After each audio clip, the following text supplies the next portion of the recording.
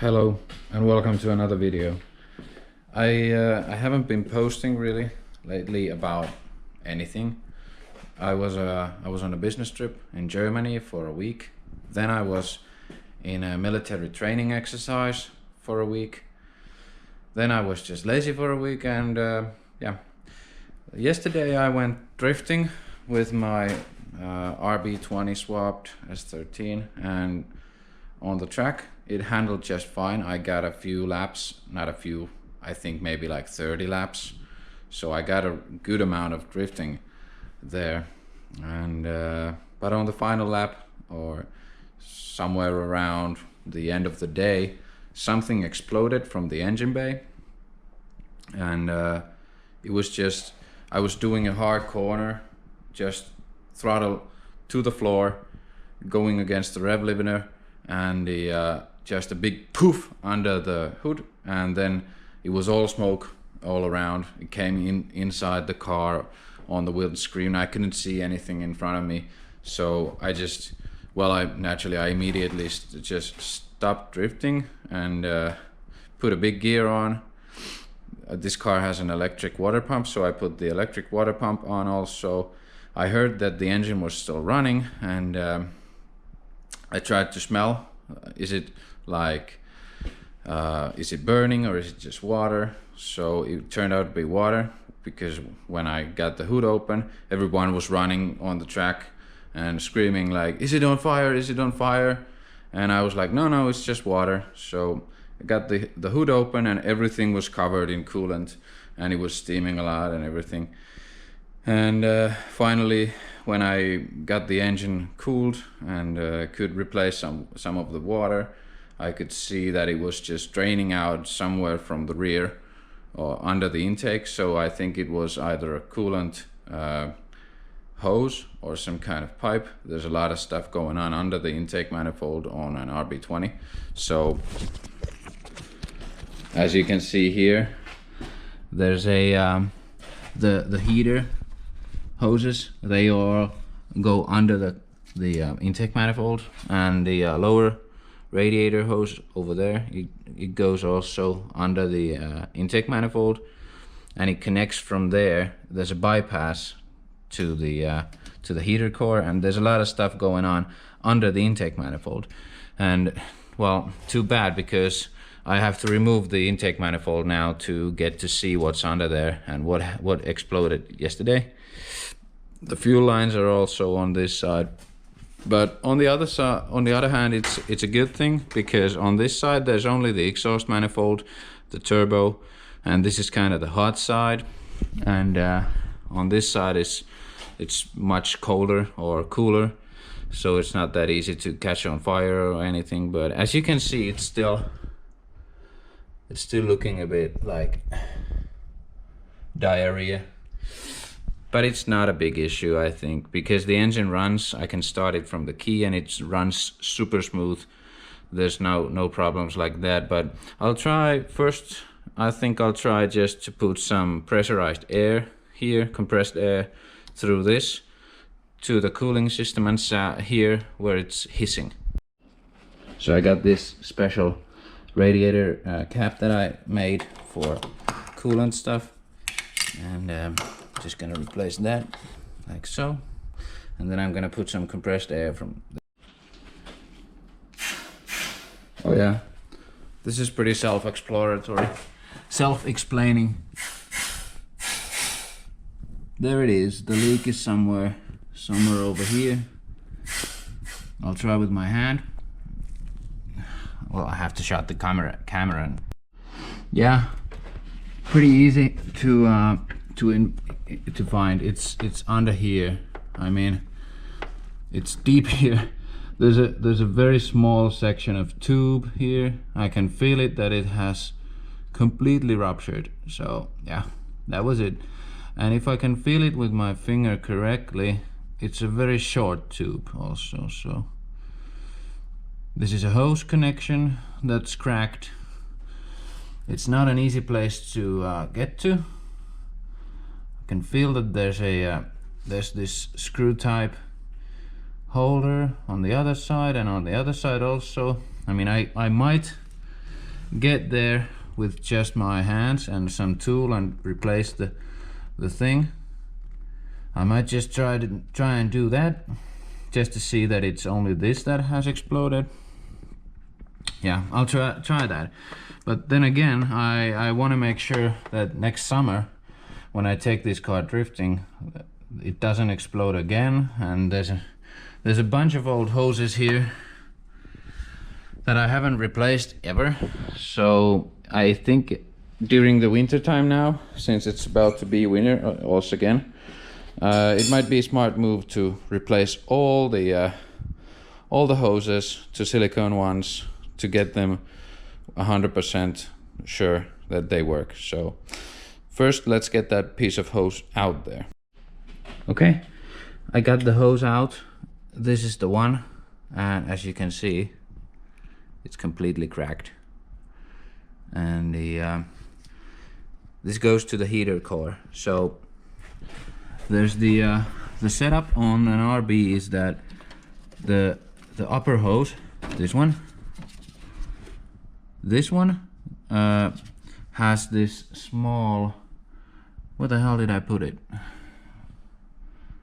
It has this small connection, this one. So there's a T connection like this. This goes to the heater core plumbing on that side, and this one connects with this small tube to the block, directly to the block. So and I never used this, which is kind of funny. I just used this T as a pressure meter for myself. I had this in its original place in the engine, and since this end didn't connect anywhere, I just put a pressure meter on the end with a valve, so that I could, like, I used this also on the track, and I used this on like hot summer days, that when the engine is warm I can turn this like that and it shows me the pressure inside of the cooling system. But also I didn't want this to be any kind of leaking place, so I could turn it off like that also. And it was very handy. I mean, this was a very good system to see always when I needed how much pressure there was in the system. Because, well, even though the engine never overheated, there was still varying amounts of pressure inside. So anyway, that was the part that failed this time. I don't need this. I'm not going to use it anymore. I can get my pressure reading from the cooling system somewhere else in the future. I'm going to get rid of this naturally. I'm not going to use any. This is the kind of shit that gets your track days ruined, when you have these old small amounts of tubing here, these small hose sections, and many connectors. So what I'm going to do, naturally, I'm gonna just route this directly to the block and tied it there, and the system should be sealed that way. So let's try that. I'll just put that directly to the block. It's the same diameter, and it has this crimping connector, or whatever you want to call it. This is kind of a tube. I don't know what you call this in English, but anyway, I'm just gonna put it back to the block and tie it down with the connector, and then try if it keeps pressure. If it keeps pressure, the car is fine.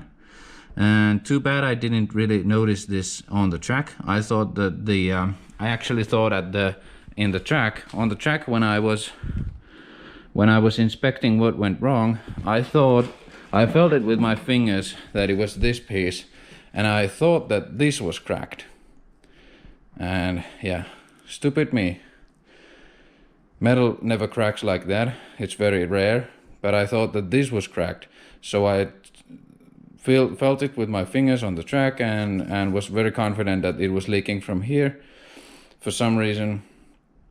And I said that, yeah, that was the driving for me from that day, but this was a job that I could have done on the track also. I could have removed everything on the track, and I could have done this yesterday.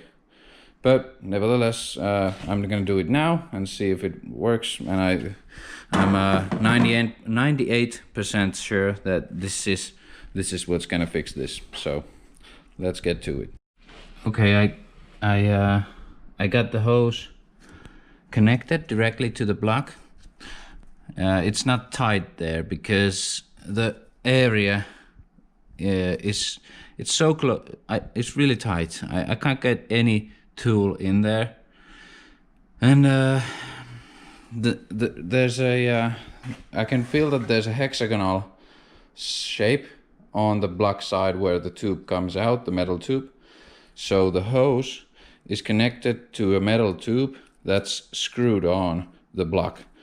And I was wondering if I could find a right size tool to get the bolt out there, because I think I can get it out if it's if I had the right tool there, but I didn't have it. It's like 27 millimeter bolt. That's not a problem, but it has this big piece of a tube on the end of it, and I don't have that long of a socket as 27 millimeter.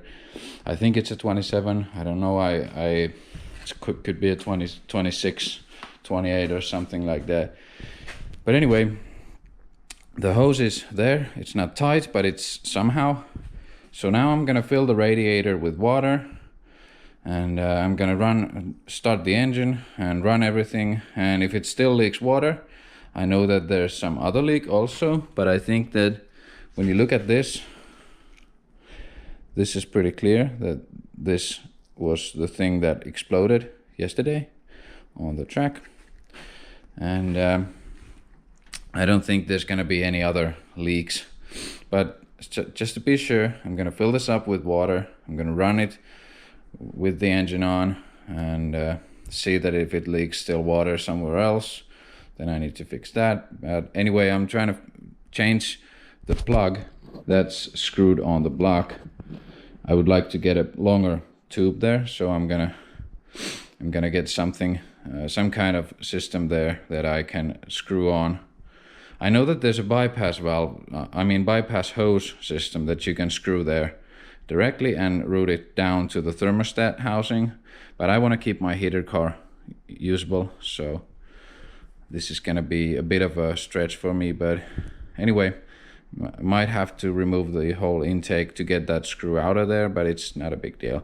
So first things first, I need to check that the coolant system is tight. I could check it with a vacuum, but I'll test it with water. So let's turn the main switch on and try to run the water system with just the electric pump first, like that.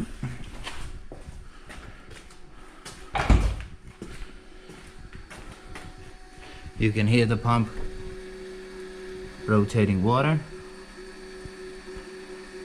so it's going through the heater core. And yeah, I'm gonna run the water for a while with just the electrical pump, but since it's electric, the thermostat is not opening because it's not really warming up the engine.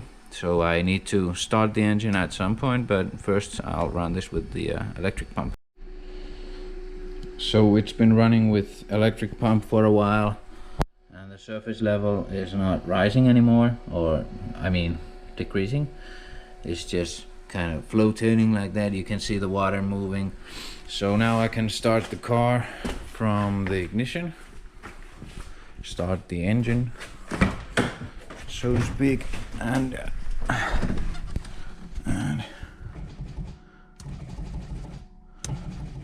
just to be sure. And I don't have the key here. Let's try again with the key.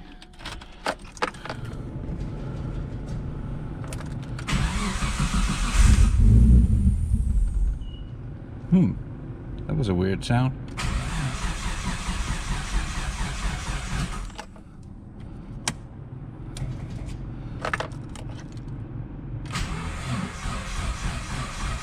And the battery.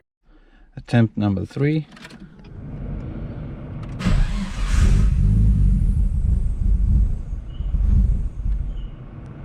Weird sound coming from the engine. Did I forget some hose on or off? Yeah, no wonder it didn't like to start. I had the brake booster line still off, so let's put that back on.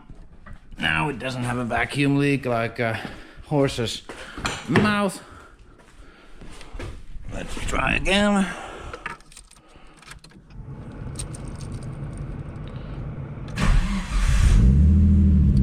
Nice.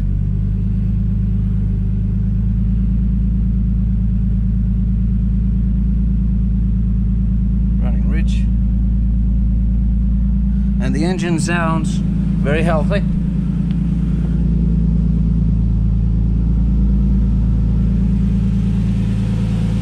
It sounds really healthy.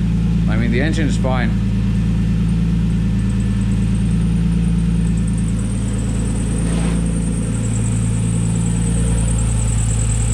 Bit of a squeal from the belt.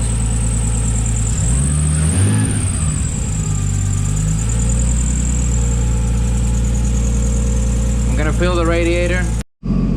Okay, the engine is running normally and it's heating up. I can feel it heating, and since it's heating from here, it's pushing the fluid upwards because it's creating pressure, but there's no cap on. Nothing to worry about.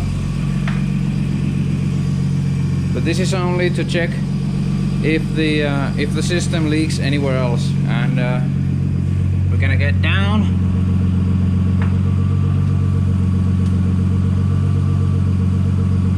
And see if there's anything dropping.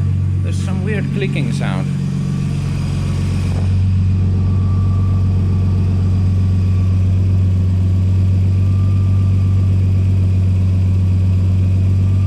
I think it must be the exhaust manifold because it got really wet.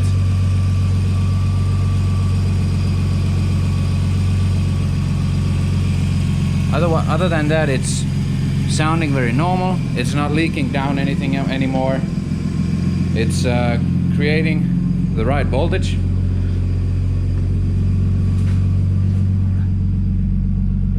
So these are volts. So it's charging all right. The AFR is still rich, but the engine, it's almost warm by its own default. But let's try to hear what that weird sound is.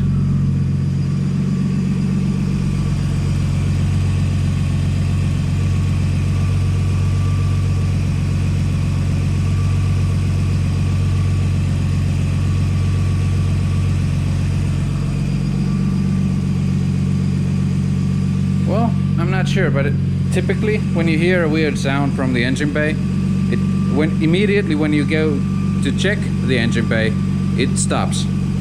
So I don't know, but anyway, you can see that it's heating up normally.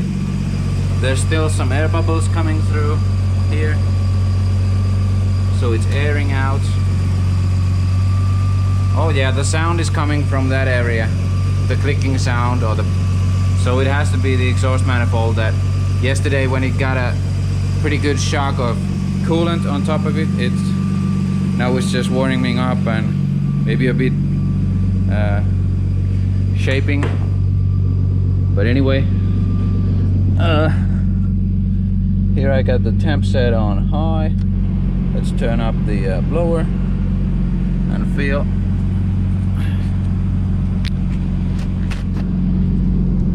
If it's blowing warm air. Well, it's not particularly warm.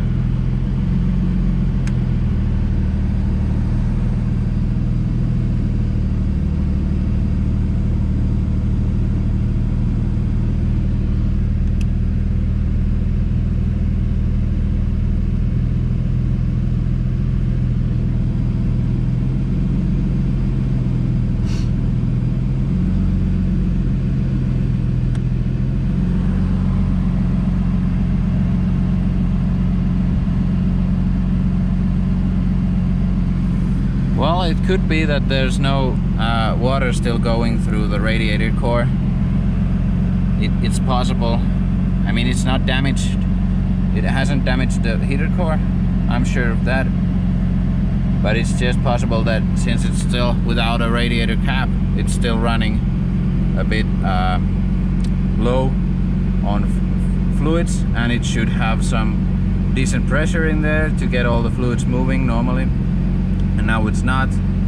But anyway, I'm perfectly sure that the leak has been fixed for now. I'll just try to get it tightened down with a clamp for now, so that I can get the car on the road again, and then we'll see it from there. Right, so the system doesn't leak anymore, but I couldn't get my hands directly there where the hose connects on the block, so I removed the top side of the manifold, and I could remove finally the plug from the block. So that's plug from the block.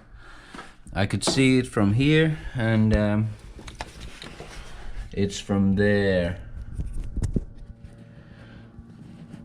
Can't really see it from with the camera, but it's there. The heater core thingy. And I know that they sell like these bypass kits that goes directly from the block to the thermostat housing, but I want to keep this way. And besides, if I would just remove all of these hoses under the block, and I mean under the intake, then I would get rid of all of those turbo cooling systems also. So this is the block, I mean the plug that came off from the block. It's a huge thread, and this is the heater core tube that I was supposed to connect there like I did before, but I couldn't get this in place. So tomorrow I'm gonna go to the local hardware store, and I'm gonna see if they have this kind of thread and plugs with a longer tube. That would be perfect, because this is so deep under the intake manifold. I don't want to take everything off right now. I'm gonna do that in the winter time. But this is the plug that I'm gonna replace now, and in the future I would like for it to have like as long as like this long tube here, or the pipe. And if not everything else fails, then I'm gonna manufacture myself one of these. But anyway, it was pretty good time to do this kind of thing already, because as you can see, look at these other hoses also. These are pretty, I don't know how much you can see from the camera, but that is crusty. That is like one foot in the grave and one on a banana leaf. So these pipes and these tubes were gonna explode any minute now. So yeah, I'll continue tomorrow this work when I get to the hardware store to find that plug. By the way, another thing, I bought this small amount of red candy apple red color. I'm gonna try this.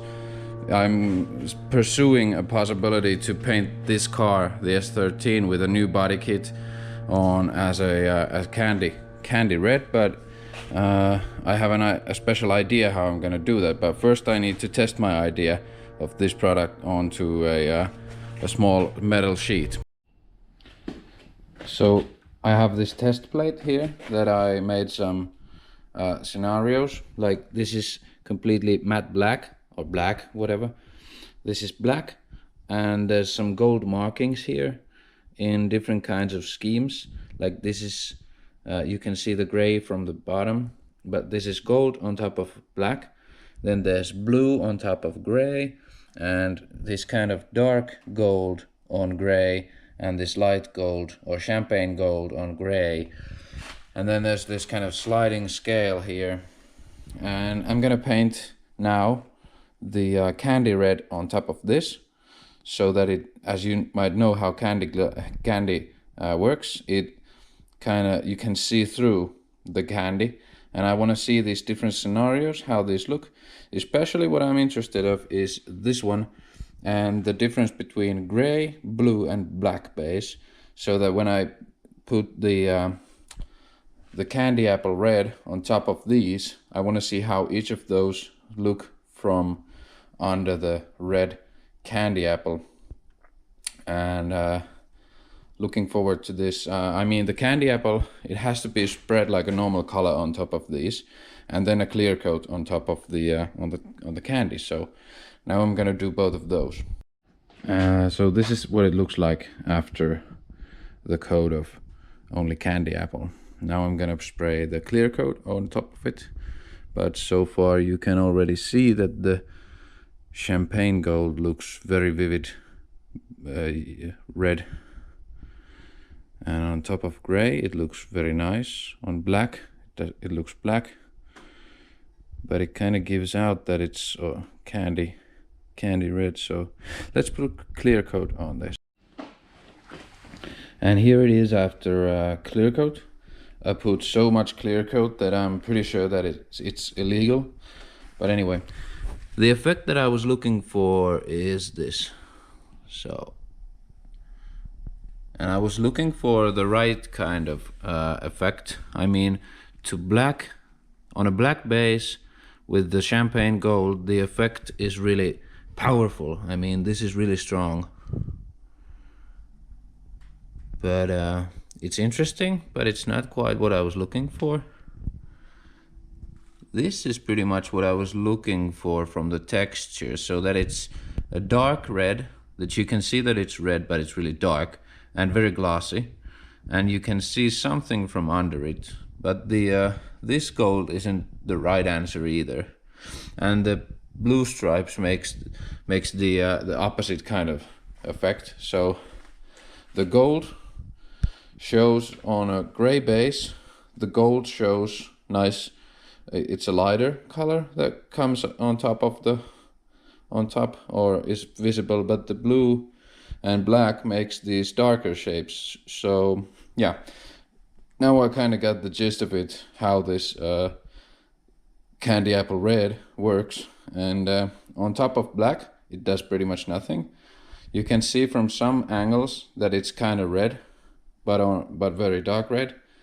But on top of this gray that I used, it's a nice color. I think this is the color that I was looking for, pretty much, with these kinds of effects that you can see from under it. Not as clear as these stripes, but maybe as clear like that, and the darker shapes also. So I like it.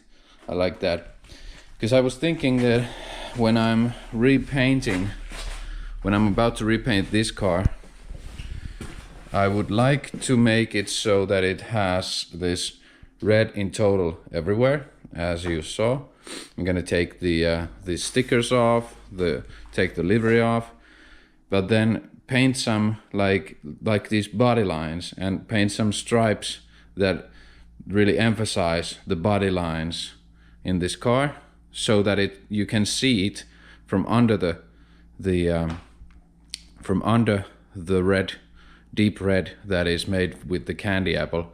So that's the idea that I was looking for when I'm doing this car. But I'm not gonna repaint this immediately. First I need to get this engine sorted out. I mean, it looks like a mess, but it's not really. This is a half an hour job when I just get this new plug. When I get this sorted out, then it's easy peasy. So yeah, let's continue on this tomorrow. All right, it's the next day, and local hardware store was selling these extensions, and I bought two of these. This is a 20mm and this is a 40mm extension. It has the same thread as the plug. So this plug has a 3/4 of an inch thread, and this way I can get the plug and this water connector away from the block further, and I'm gonna test it how much further I want it, so that it's easier to work with. And also bought this Loctite 577, which is just the perfect stuff for these kinds of threads to make them seal properly. But the next thing is that I'm gonna fit it to the RB plug and see how long it comes outwards from the block. If it's necessary to bring it further, I can get even longer one of these. And now everything is back on. As you can see, it's I got the hoses on. All the hoses are connected. The plug is extended from the block, and the well, I had to connect all the bolts from the manifold naturally, and all the connectors, but it was rather simple. Now I'm just gonna try and start it, because I actually had to remove the fuel rail and the injectors to really reach down deep there. And now I gotta check if there's any leaks or anything, and yeah, try to start it again and fill the radiator to see that if it's leaking or something. So yeah, let's start it. Or I'll just turn the key and see if there's any fuel spraying in the engine bay.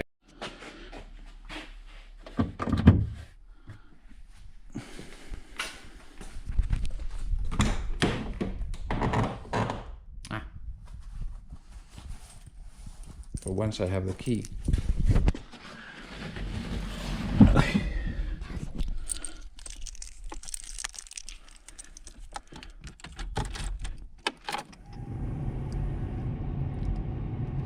Well, it doesn't seem to be leaking fuel, so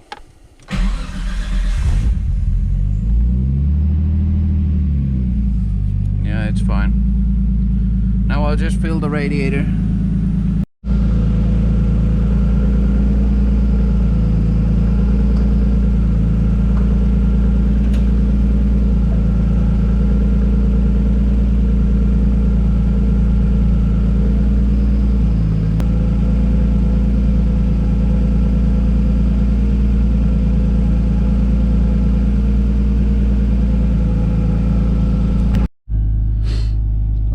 I'm taking the car out for a spin. At least the air fuel mixture is pretty much on spot. The oil pressure is good. The engine shows that it's doing something. So I'll go for a test drive and see what it's got. Okay, on the test drive, the car started to stutter, as you can hear.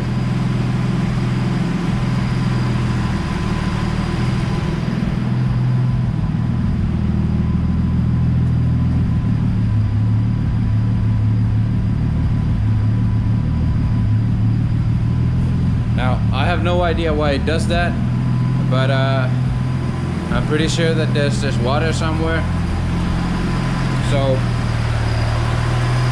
these areas can be filled up with water or something, and the system is getting pressure. So that's a good thing, but it's not overpressure yet. This is kind of nice and firm. So yeah, I'll need to check what causes this kind of rattling, and after that a new test drive. Okay, I might have found one issue.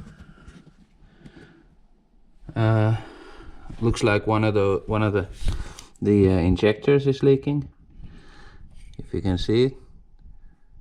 So the injector is over there, and it's all wet from around it, so I think that's fuel. At least I think so. So I need to maybe take the fuel rail once more out and put the injectors on once again to see if it's still leaking from that injector. Also, another thing I want to show you, take the air pistol, and I have these coil packs here. Naturally, these handle all the ignition, and if I put air here, water sprays out all everywhere. So yeah, as you can see, so the plugs and the ignition coils are covered in coolant because of the issue on the track. So I need to take all the ignition packs or ignition coils off and plugs off and vacuum every single drop of the coolant out. And also I need to check if that one injector is really leaking. I blew it out with compressed air to see if it still leaks when I turn it on again. But yeah, those are some things that I need to take care of next.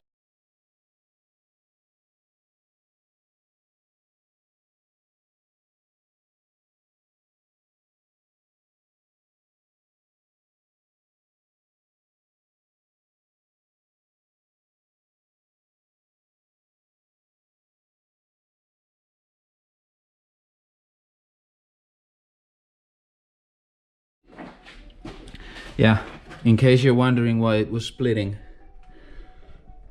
look at that. So the plugs are completely drained, I mean flooded with coolant. Now I'm just gonna vacuum it out with a shop vac and clean it with a brake cleaner and clean the plugs. I mean the ignition coils also, these are covered in coolant. So that should clear all our problems with the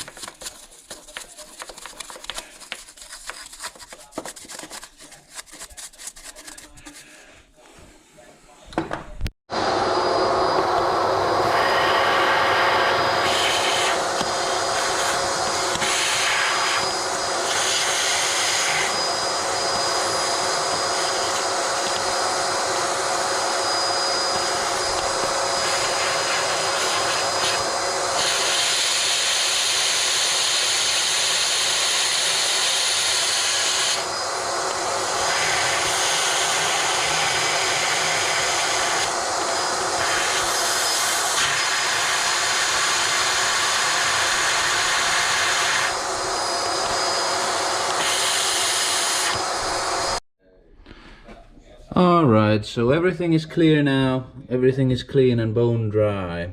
I even had to make a scientific experience to shoot brake cleaner on there and brush it with a brush and then use a shop vac to get rid of the brake cleaner. So that was a scientific experience to see if you explode your vacuum cleaner if you suck in some brake cleaner, and it didn't, so great success. Now I'm gonna plug the coil packs in. I cleaned them already fairly well. I mean, I'm gonna put the coil packs in, start the car and see if it still stutters.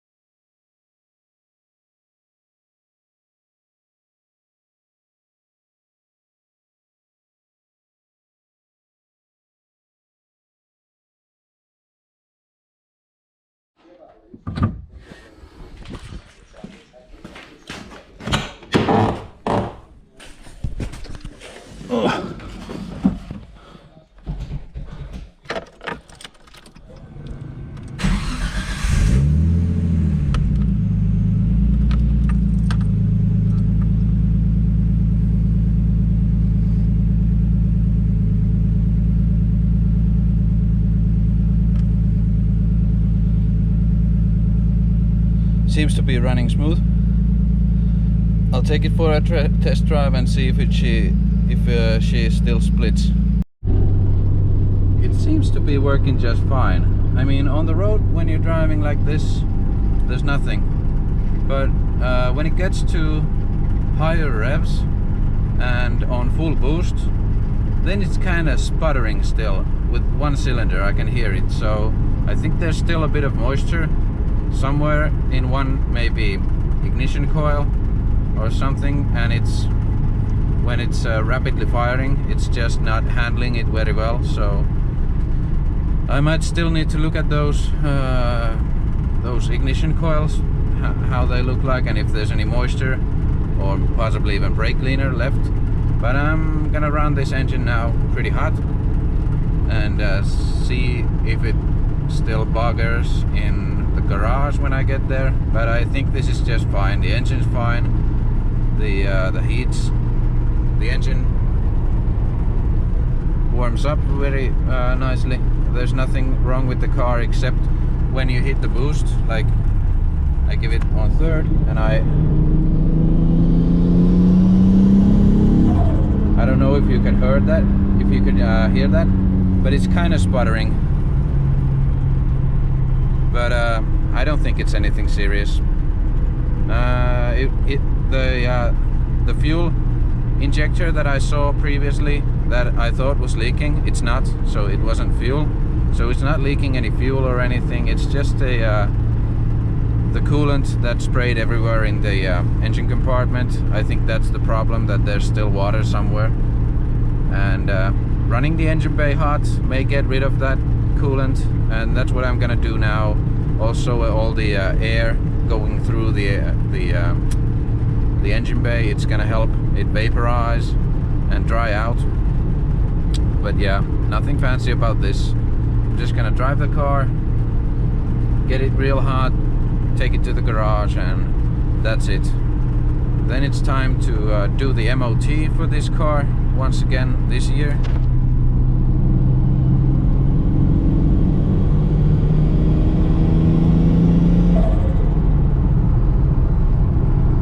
And then that was the season for this year.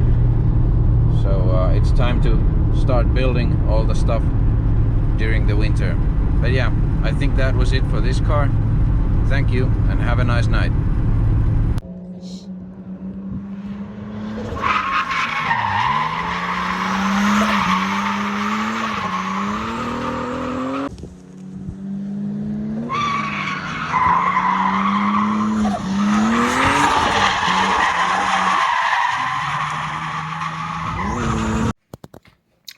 Right, I'm in a hotel room in Zweibrücken, Germany, a hotel called Rosengarten, and I just want to show you what kind of a basic German hotel is.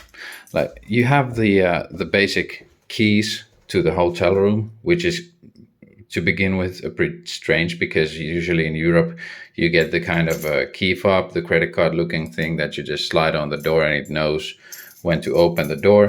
But with this thing, you have to use the key to open the door, and if you don't remember to close it, then your door's gonna be open and anyone can walk in. And yeah, this one is for the door, and then there's another key that doesn't fit to the door, and it doesn't fit in anything in this room. So why are there two keys? I have no idea. Then another thing, there's a light here by the bed that does nothing.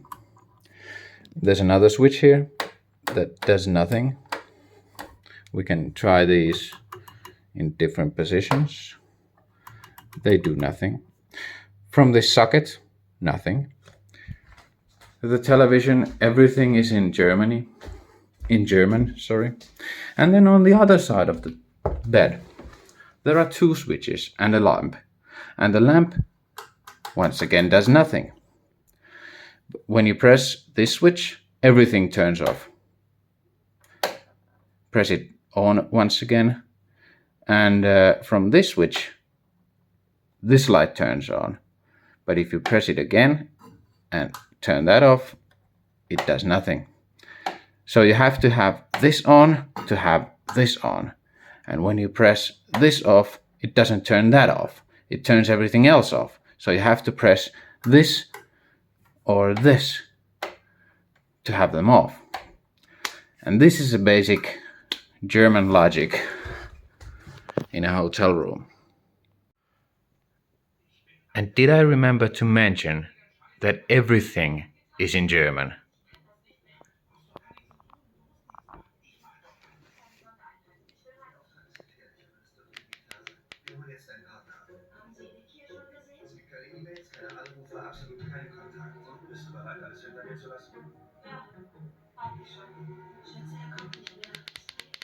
Who the fuck wants to watch TV in dubbed German?